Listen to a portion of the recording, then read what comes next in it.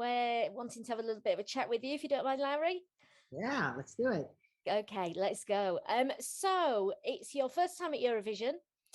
Is it what you expected, or is it very different? It's a little bit different. I mean, I've of course followed it a little bit ever since I was a kid. It was always on the TV, and it was like this family gathering thing when I was a child. But then there was like a gap when I became a teenager, and I couldn't care less. There were other things on my mind.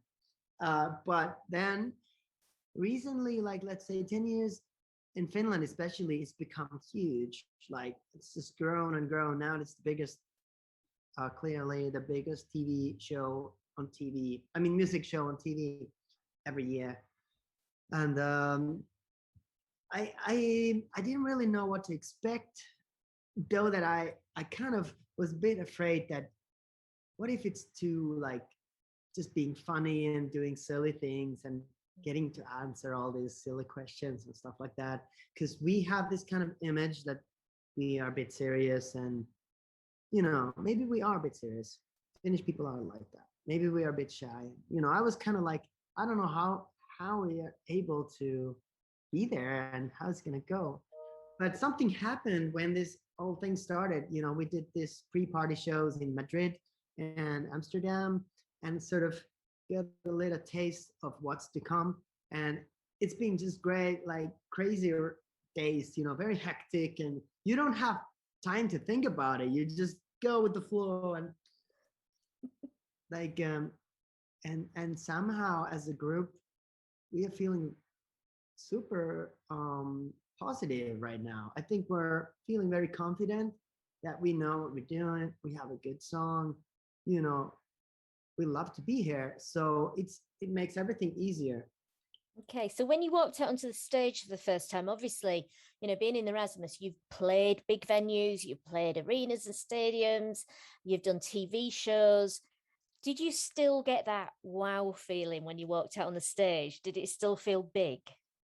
Well, every time. And it's like, especially it's been said, 90% of the time we're talking and making interviews, doing interviews, and then like 5% of the time we're playing.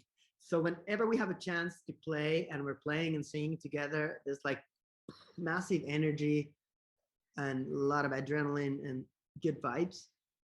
And also we have to learn to be ready for those 3 minutes we get on stage. It's kind of a different ball game when we're used to having our own concerts, which is like 90 minutes at least or something. So there's time to build that drama.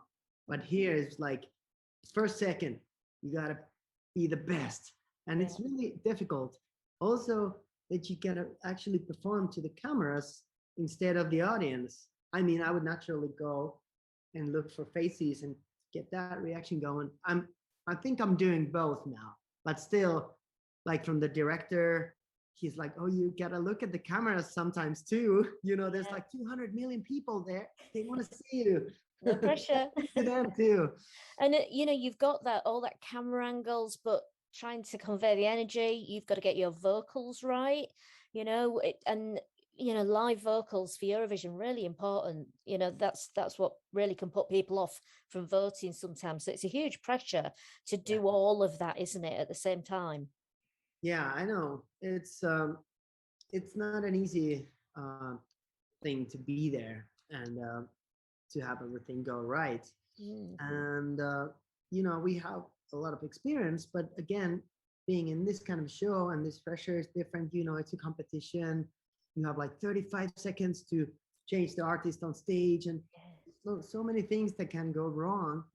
Even at the rehearsals, like it was a big mess. Like all the props we have on stage, the set, they were in the wrong places, and like all the, I was supposed to go through things, and like I have this kind of choreography that I'm supposed to do, and I couldn't. All of a sudden, like they're like in the wrong places. I'm like, oh my god. Did you have balloons hitting you in the head that shouldn't have been there? Yeah, lands and like balloons being in front of the drummer, so you can see the guy, like only hands and sticks. whatever. Oh, But dear it's like me. I'm just not too much thinking. I try not to think about it too much. I'm thinking, okay, there's someone's gonna take care of that, Yeah. hopefully, and I'm just gonna keep my good vibes Yeah. and do my best, sing the song, and you know, and It it'll all be all right on the night. The Italians are really good at pulling it out of the bag at the last minute. So thinking about the turquoise carpet yesterday, that's quite an unusual event for rock stars, I guess. Doing the red carpet. Did you spend hours arguing about what you were going to wear? well, we definitely wanted to like dress up a little more, and we had this Finnish guy, Teemu Murimäki, who designed the costumes or the suits. Basically, we had like black suits with a little twist. They all had some like special things, and it was a great moment. I mean, we really felt like, look at us. We're looking at the mirror like, that looks like a Lovely. cool band. So we felt good with the like to dress up a little bit, and then walking there in this beautiful, palace, big, amazing doors and openings and arches and gardens and stuff like that. It was really glamorous. So when you went inside the palace after the carpet event for the food and the canapes and everything, was that the first time that you'd really got to meet all the other artists? You always get to meet the people, that go on stage kind of before and after you during rehearsals. But yesterday you got all 40 acts in the party together. Did you get to meet some new people yesterday? We met new people yesterday too, but we have met most of the artists already Okay. before because Yep. we joined these pre-parties. We had a pre-party in Amsterdam Yeah. like 3 weeks ago. We had one in Madrid. So we've had chance to get to know them a little bit, Good. and that is kind of the best part of this. Like yesterday we had a great little session with Ukrainian Kalush. Yep. We had a jam together on the street here in Torino. So they invited us to learn their song. And then our song Jezza, and we had this like a mashup of our songs, just sort of semi-improvised on the street. And it was such a great moment there. I mean, it was wonderful that, we can do something like that very spontaneously. I love this about this. Like we have plans to try to do it with other artists too. We're like, oh, we want to do this with Sam Ryder, and he's great. He has a great energy. And today we talked like maybe we should do something with the Cornelia from Sweden. Like I feel her like she's one of my favorites in this competition, and I met her, and she was kind of like a soulmate some way.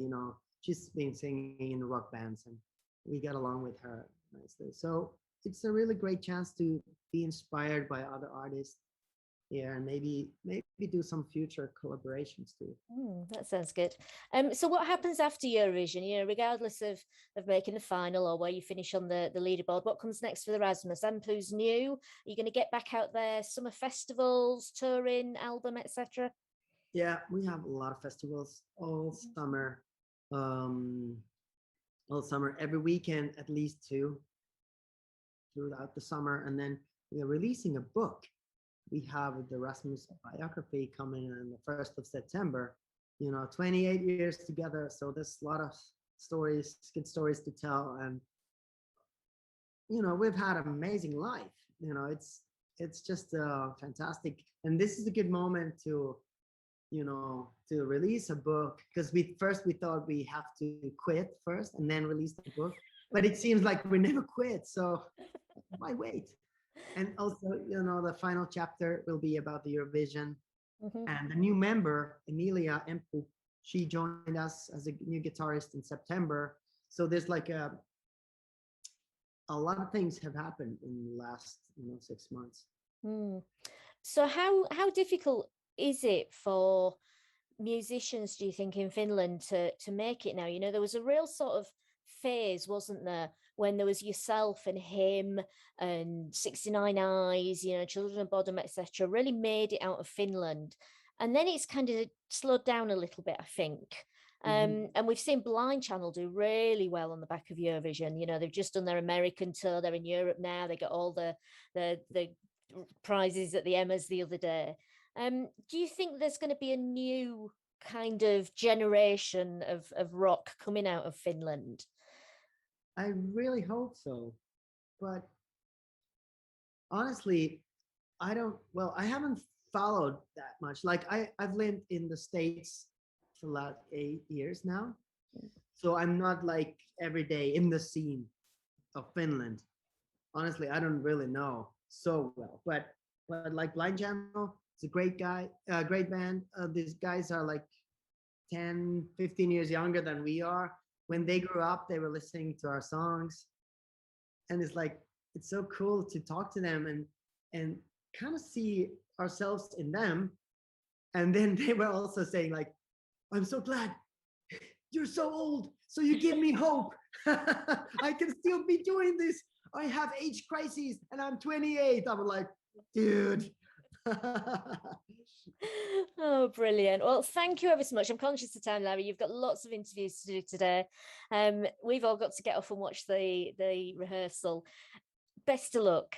Absolutely go and smash it on stage at the semi-final. Try not to get knocked out by any balloons. And we hope to see you in the final on Saturday. Good luck to everybody. Thanks. Okay, thank you. Bye-bye. Bye.